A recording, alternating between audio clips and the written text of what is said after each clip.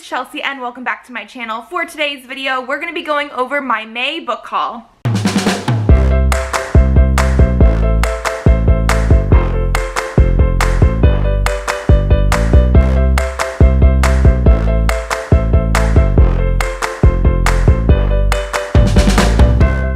So this is a little bit late, mostly just because I had so many things going on almost every weekend in May, and so I've been trying to catch up on my editing. But also I just never really took the time to film this video. But I have quite a few things to show you guys, so let's jump right on in. One of the first things that I picked up in May was Aurora Rising. This is by Amy Kaufman and Jay Kristoff. They are the same writers of the Illuminate files, which I absolutely loved. But this is a different sci-fi series. This one I did read. I will talk about that in my wrap-up coming up. But this is more of a group of like misfit people sort of thrown together and having to work together in order to sort of figure out what happened with one of our main characters, Aurora.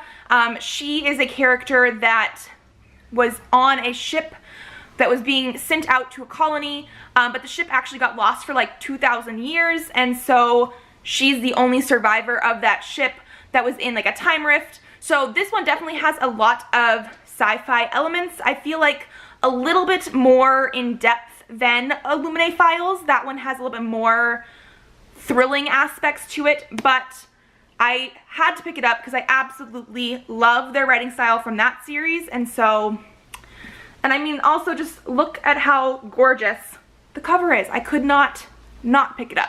Then I also picked up the Devouring Gray by Christine Lynn Herman. I don't remember a whole lot about this. From what I'm pretty sure I remember is this is a world where the main characters are in a sort of like town, and there is some sort of monster, or at least rumors of a monster, in the forest nearby. Yeah, I'm not entirely sure. I know the gray is supposed to be some sort of like monster-like creature, at least from the summary. We will have to read this and find out. I'm very intrigued by the premise of this. Also in the April, I believe, Shelf Love Crate, which was a little bit late, so it actually came in May. We got The Wicked Saints by Emily A. Duncan. This is another one of those books that has been on my radar for a while, and I don't fully remember everything, but I don't feel like I really want to look too much into it. From what I understand, there is some sort of like forbidden romance. There are people that are not necessarily nice people in here. I think we're gonna have some very morally gray characters. And I, again, love the cover. I'm just very excited to jump into this. And then we have my one and only manga that I purchased this month, and this is Junji Ito's Yan and Moo, I'm pretty sure. But this is his, like, real-life non-fiction-y type of story about him and his, at that point, fiancé and their cats. Again, this is another one that I have read already because it's a very, very short one. He is a horror manga artist and author, and so even though this is real life and it's about the cats, we do still have the like creepy drawing artistry aspect. And so this is one of the only books, I think, by this author that I don't have that had been translated into English already. So I had to pick it up. Then I also picked up Exorsisters Volume 1, Damned If You Don't. This is by Ian Boothby. This is a comic bind-up graphic novel that I mostly picked up just because the art style is very intriguing to me. I really loved the clean lines of it and the artistry, and this is about two sisters, both named Kate, one K-A-T-E, one C-A-T-E, and they are sort of dealing with different demons and everything through this book. I don't really want to get too much into it because of spoilers, but I did enjoy it. I will talk about it more in my wrap-up, but it's a very intriguing, semi-humorous premise, but with the demon-y side as well. Then I also picked up Firefly, Unification War Part 1. This is the Barnes & Noble exclusive edition that apparently has a bonus 40-page story in here. I have not read this one yet, but I am a sucker for all things Firefly, especially the graphic novels and that kind of stuff, so I had to pick this one up. We also then have Red, White, and Royal Blue by Casey McQuiston. This is another one that I've already read, absolutely loved, but this is an LGBTQ adult romance.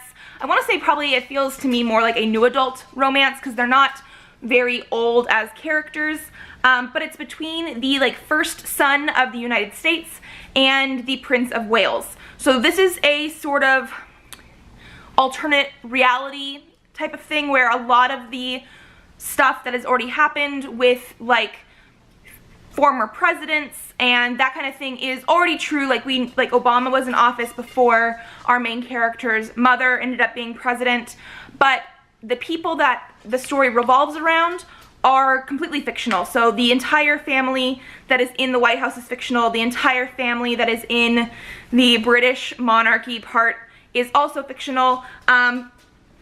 This is just a really, really cute romance, and again, I will talk about more little details in my wrap-up. I also finally picked up Slayer by Kiersten White.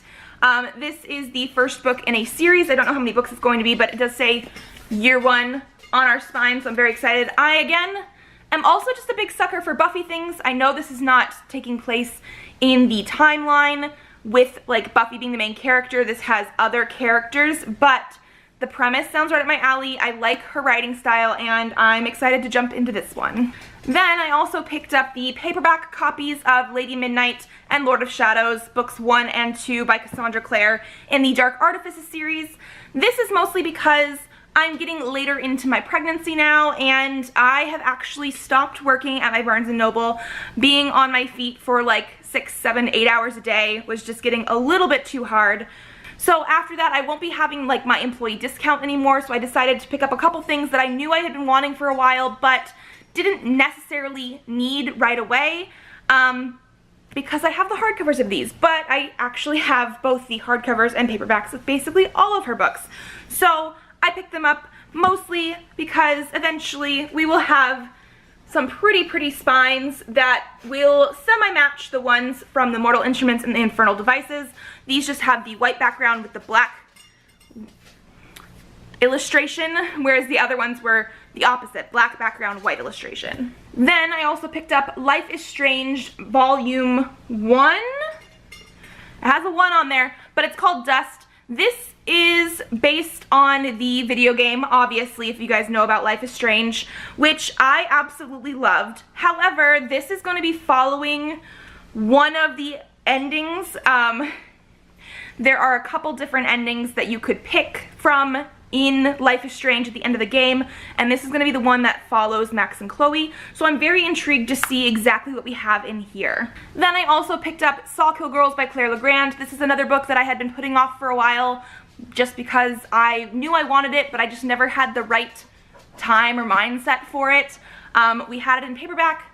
I was running out of my employee discount, and I decided I needed to pick this up as soon as possible.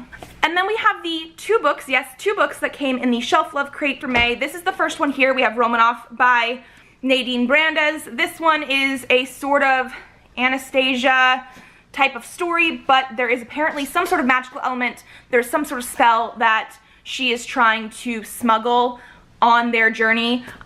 So very intrigued by that. And then we also have We Hunt the Flame by Hafsa Faisal. I should have looked up her name. I have not done that. But this is another fantasy story that came in our Shelf Love crate for May. I don't know all the details about this, but we do have like 2 different main characters.